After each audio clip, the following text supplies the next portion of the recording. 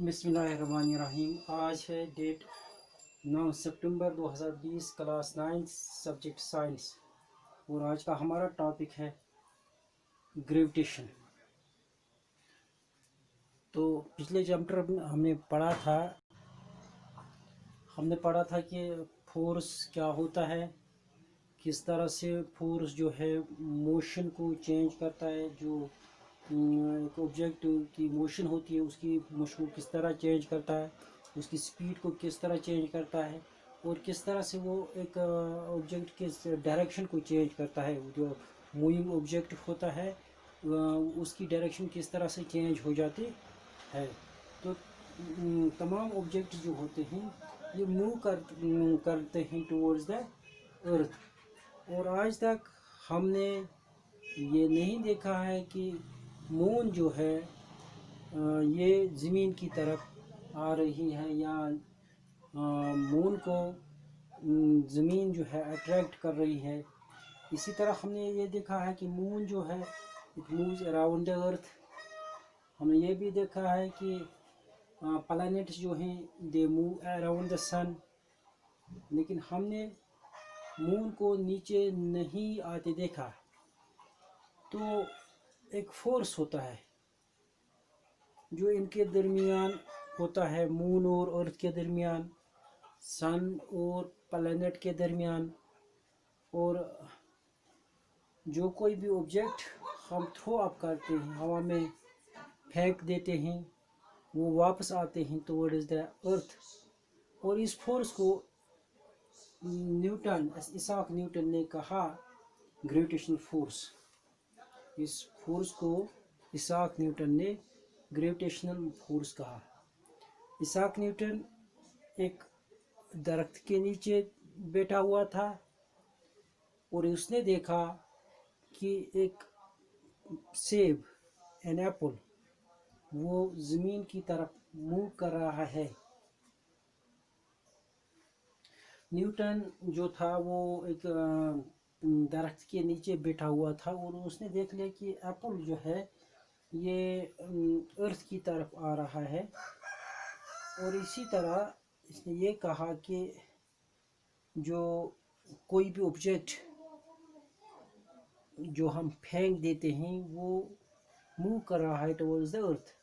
और इसी तरह ये जो मून है ये भी अर्थ की तरफ आ सकता है। जिस तरह से अर्थ बाकी ऑब्जेक्टों को कशिश करता है, अपनी तरफ पुल कर रहा है, इसी तरह ये अर्थ इस मून को भी अपनी तरफ खींचता होगा।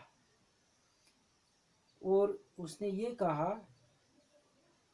कि ये सभी ऑब्जेक्ट्स, इन सभी ऑब्जेक्ट्स के दरमियान एक फोर्स होता है, यानी कि हर कोई ऑब्जेक्ट दूसरे ऑब्जेक्ट को अट्रैक्ट करता है। और उस फोर्स को न्यूटन ने कहा ग्रेविटेशन फोर्स। तो क्या मून भी अट्रैक्ट होता है अर्थ की तरफ? इसके लिए हमें एक एक्टिविटी करनी है। तो इसीलिए हम एक एक्टिविटी कर रहे हैं। हमें एक धागा लेना है, एक पीस ऑफ थ्रेड लेना है। और इस पीस ऑफ थ्रेड को हम एक पत्थर बांधेंगे। एक साइड में हम इसको पत्थर बांधेंगे और दूसरे साइड को ये जो थ्रेड है इसको हाथ में पकड़ लेंगे और व्हर्ल इट अराउंड, हम इसको घुमा देंगे। हमने एक थ्रेड ले लिया, इसको एक तरफ से पत्थर हमने बांधा और उस थ्रेड को दूसरी तरफ लेकर हम इसको घुमा लेंगे। तो जो मोशन है स्टोन की, जो पत्थर हमने इसको बांधा, अब जब हम इसको घुमाएंगे तो ये मूव करेगा। It will move, it will have a motion and that motion will be in a circular path. वो एक सर्कुलर पाथ में मूव करेगा। जब हम इस पत्थर को जब हम इस थ्रेड को एक पत्थर बांधेंगे और इसको मूव करेंगे तो ये जो पत्थर है it will move in a circular path.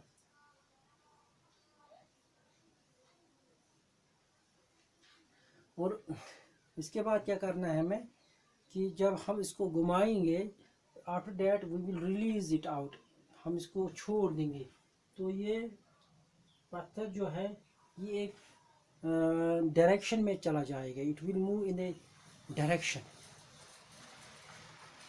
It will move in A direction before the thread is released, इससे पहले कि हम थ्रेड को छोड़ देंगे और वो चला जाएगा एक स्ट्रेट लाइन में, लेकिन ये जो स्टोन है it moves in a circular path at every point, it changes its direction.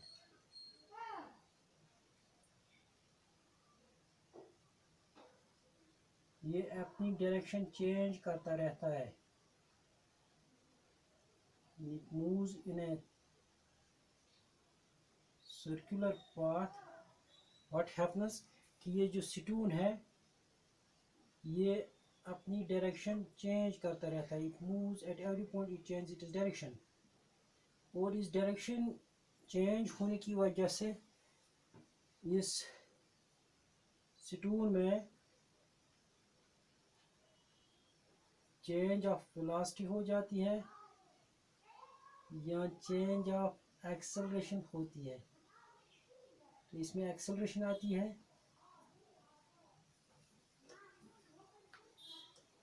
या चेंज ऑफ वेलोसिटी हो जाती है, और इस चेंज ऑफ वेलोसिटी की वजह से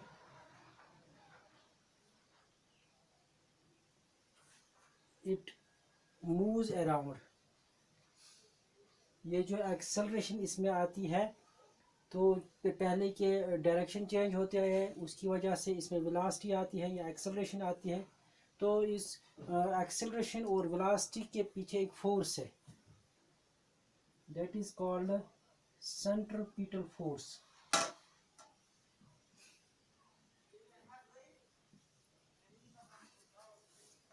और ये सेंट्रीपिटल फोर्स जो होता है it is towards the centre, it is towards the centre, यानी कि ये फोर्स जो है ये इस स्टोन पे अप्लाई होता है, जिसकी वजह से ये स्टोन एक सर्कुलर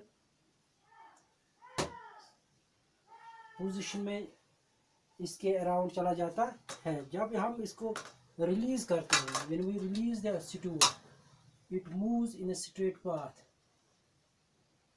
तो ये सेंट्रीपिटल फोर्स जो है ख़त्म हो जाता है जब हम इस स्टोन को रिलीज करते हैं। It moves along with this thread, हम थ्रेड को छोड़ेंगे और ये स्टोन है जो है एक स्ट्रेट पाथ में चला जाएगा। दरअसल यहाँ पे सेंट्रीपिटल फोर्स इस पे एक्ट करता है इस स्टोन पे, और ये स्टोन जो है it moves in a circular path due to that force.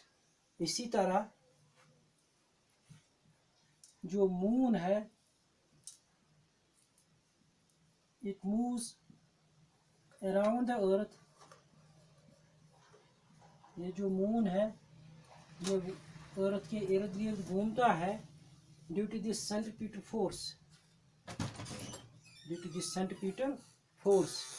जिस वक्त ये सेंट्रीपिटल फोर्स खत्म हो जाएगा, when this centripetal force will vanish, ये मून जो है ये एक स्ट्रेट पाथ में मूव करेगा, it will move in a straight path away from the earth. अब सवाल ये पैदा होता है कि हम इस मून की मूवमेंट क्यों नहीं देख सकते हैं, या अभी हमने एक एग्जांपल दी थी कि एप्पल जो है ये ज़मीन की तरफ गिर जाता है, लेकिन क्या ये ज़मीन ऊपर एप्पल की तरफ जा सकती है? क्या एप्पल को अट्रैक्शन है ज़मीन की? क्या ज़मीन तो ये जो एप्पल है ये जब मूव कर रहा है टुवर्ड्स द अर्थ, अब ये सवाल पैदा होता है कि क्या वाकई जो अर्थ है क्या ये मूव कर रहा है towards the Apple? Yes, according to the first law of motion, according to the third law of motion, sorry, according to the third law of motion,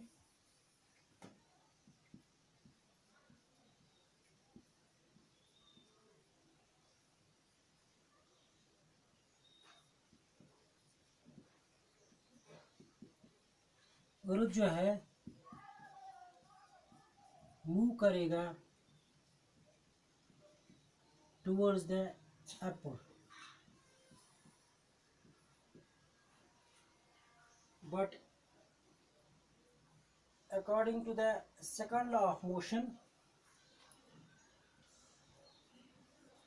second law of motion के हिसाब से acceleration is inversely proportional to the mass of object.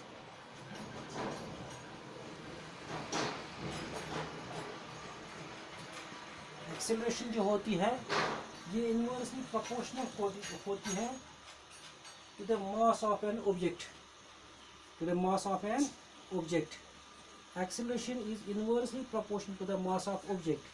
यहाँ पे जो apple है उसका mass negligible है as compare to the earth. So we can see कि ये जो एप्पल है it moves towards the earth. ये मूव कर रहा है due to the gravity. It moves towards the earth, but we can't see the force और we can't see the movement of earth towards this apple. हालांकि according to first law of motion, according to the third law of motion, to every action there is equal and opposite reaction. अगर Apple move कर रहा है अर्थ की तरफ तो ये Apple भी, ये अर्थ भी जो है इसको भी अट्रैक्शन होगी towards this apple. But according to second law of motion, acceleration is inversely proportional to the mass of object. Acceleration is inversely proportional to the mass of object. यहाँ पे जो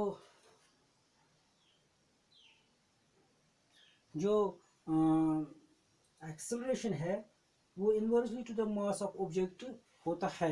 यानी कि जितनी एक्सेलरेशन होती है इसके इन्वर्सली में वो प्रोपोर्शन ऑफ, यानी कि जितना एक्सेलरेशन ज़्यादा होगा उतना मास कम होगा, या जितना मास ज़्यादा होगा इतना एक्सेलरेशन कम होगा. Acceleration is inversely proportional to the object and to the mass of an object. तो यहाँ पे जो मास है एप्पल का, that is negligible to the as compare to the mass of the earth. We can't see the movement of this, we can't see the movement of और attraction of earth towards the apple. So जो कोई भी object जो है planets move कर रहे हैं towards around the sun and moon जो है ये मूव करता है around the earth, and we can't see moon, we can't see earth moving around the moon. हम नहीं देख पाते हैं कि जो अर्थ है वो मूव कर रहा है मून के इर्द गिर्द. तो इसके बाद इसाक न्यूटन ने ये कहा कि जो तमाम ऑब्जेक्ट्स है including the earth moving towards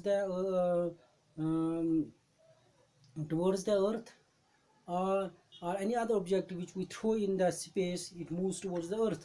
तो इसाक न्यूटन ने कहा कि तमाम ऑब्जेक्ट जो होते हैं ये एक दूसरे को अट्रैक्ट करते हैं. जिस तरह से अर्थ को, जिस तरह से एप्पल मूव कर रहा है या टुवर्ड्स द अर्थ, यानी कि अर्थ अट्रैक्ट करता है एप्पल को अपनी तरफ, इसी तरह एप्पल भी अट्रैक्ट करता है अर्थ को.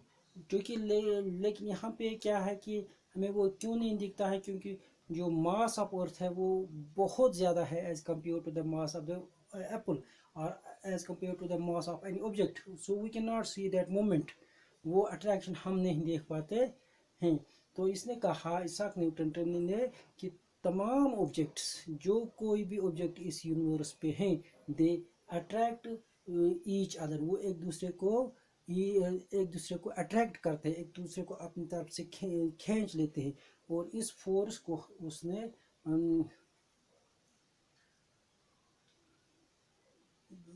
जो फोर्स ऑफ अट्रैक्शन है, इसने क्या दिया, gravitational force. This was called as gravitational force. The force with which objects attract each other is called gravitational force. Thank you.